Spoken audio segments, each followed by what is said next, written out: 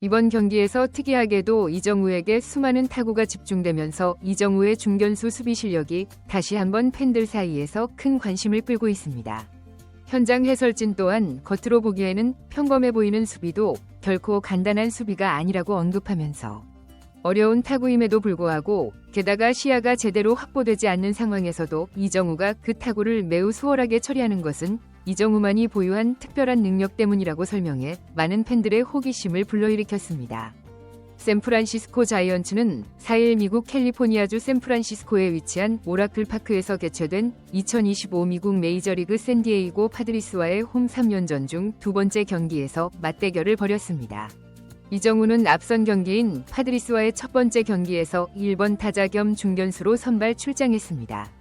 이정우는 6회 선두 타자로 타석에 들어서서 바깥쪽으로 날아오는 상대 투수의 포심을 밀어치며 유격수와 3루수 사이로 안타를 만들어내고 1루 진출 후 2루까지 성공적인 도루를 해내며 팀에게 노아웃 주자 2루라는 병살타만 피하면 반드시 득점할 수 있는 절호의 기회를 제공하며 완벽한 기반을 마련해 주었습니다.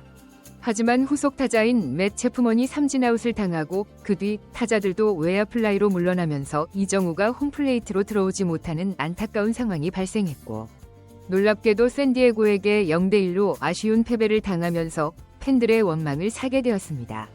일부 팬들은 이정우가 6회에 선보인 환상적인 기술로 도루까지 성공하며 만들어낸 기회를 살리지 못한다는 것이 말이 되느냐고 항변하면서 자이언츠를 이정우 혼자서 이끌어가고 있다고 해도 과언이 아닌데 이렇게 다 차려줘도 안타를 치지 못하니 답답할 따름이라고 한숨을 내쉬었습니다. 이번 경기에서 이정우는 다시 1번 타자 중견수로 선발 출장했습니다. 이정우가 이번 경기에서 맞상대하는 샌디에고 선발 투수는 라이언 버가트로 신인 투수입니다. 현장 해설진은 어떤 구종을 잘 구사하는지 드러나지 않은 미지의 투수라 초반 공략이 핵심이다. 심리적으로 상당한 긴장감을 느낄 것이 확실하기 때문에 빠른 공세가 필요할 것이라고 분석했습니다. 1회 말 이정우가 원아웃 주자 없는 상황에서 첫 타석에 입장하자 초구를 바깥쪽으로 빠지는 95마일 포심으로 이정우의 스윙을 유도했지만 이정우가 이를 견제합니다. 버가트는 이정우가 유혹구에 손을 대지 않자 2구째는 스트라이크 존으로 들어오는 93마일 포심을 던지고 이정우가 이를 커트해 원볼 원스트라이크가 됩니다. 상대 포수는 이정우가 존 안으로 들어오는 포심에 반응을 보이자 3구째는 스트라이크 존 약간 위쪽으로 던지라는 사인을 내고 버가트는 포수의 사인에 따라 위쪽에 걸리는 95마일 포심을 던지고 이정우가 이를 스윙했지만 아쉽게 외야 플라이로 물러납니다. 자이언츠가 2점을 올리고 3회 말 2대0으로 앞선 상황에서 이정우가 두 번째 타석에 들어섭니다. 버가트는 초구를 93마일 포심을 정중앙으로 던지는 실책을 범하는데 이정우가 이를 놓치지 않고 공략했지만 아쉽게 1루수 정면 땅볼로 물러납니다.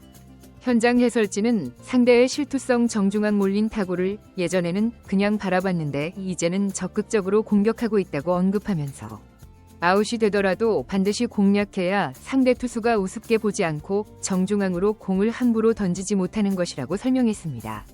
이정우는 7회 말 세 번째 타석에서는 풀카운트까지 가는 치열한 승부를 펼치며 상대 투수의 에너지를 모두 소모시킵니다.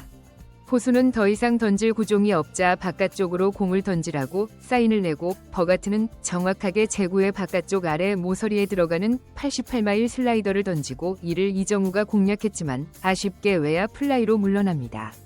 일각에서는 이정우가 저렇게 바깥쪽에 걸리는 공을 처리하지 못하는데 과연 무엇으로 메이저리그에서 활동한다고 하는 것이냐고 비판의 목소리를 내는 것도 사실입니다.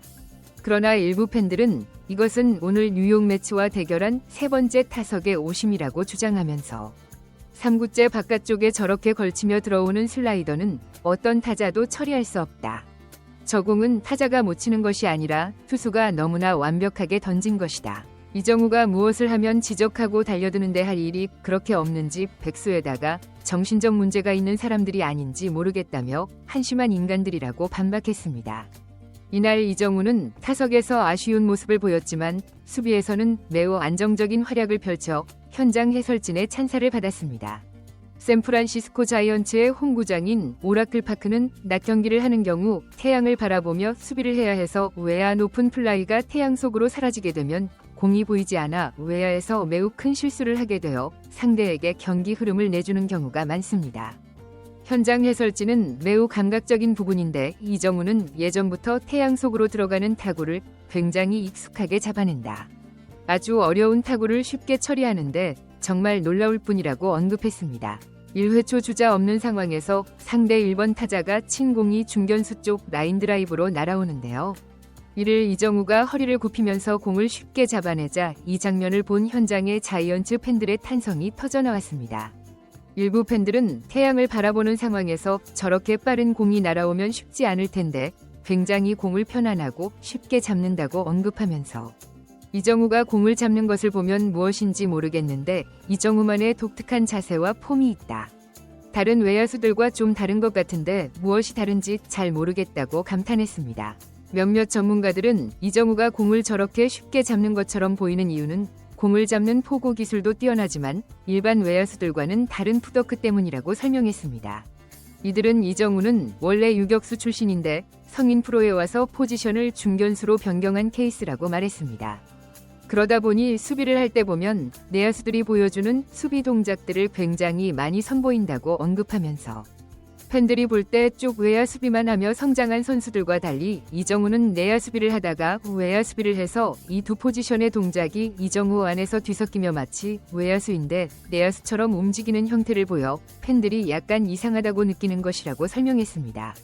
이들은 특히 외야 땅볼을 처리할 때 이정우가 공을 굉장히 부드럽게 포구를 하는데 이것이 바로 그가 내야수로 땅볼을 굉장히 많이 처리해봤기 때문에 저런 동작이 나오는 것이라고 분석했습니다. 이들은 이어 이정우가 오라클 파크에서 공이 태양 속으로 숨어버리는데도 굉장히 안정적으로 처리하는 이유는 스타트가 굉장히 빨라 낙하 지점 근처에 시간적으로 여유 있게 도착하기 때문이라고 언급하면서 메이저리그에서 저렇게 외야에서 어려운 타구를 안정적으로 처리하는 선수는 그리 많지 않다고 평가했습니다.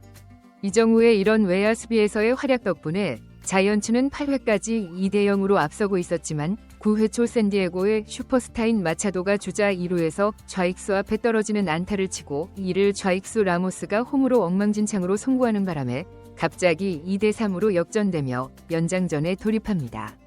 이 장면을 본 일부 팬들은 라모스가 타격에서 얻은 인기를 저 놈의 수비로 다 날려먹는다고 분노하면서 이정우처럼 수비를 잘하라는 것이 아니다.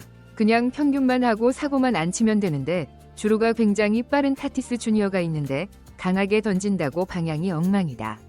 이런 경우 절반의 절반만이라도 했으면 좋겠다고 비판했습니다. 결국 자이언츠는 1점을 더 내지 못하면서 2대3으로 역전패를 당해버려 최근 10경기에서 3승 7패를 기록하며 팀 전체가 슬럼프에 빠져 팬들의 아쉬움을 샀습니다. 구독, 좋아요, 좋은 댓글은 불타는 제작 열정을 더욱 불타오르게 합니다.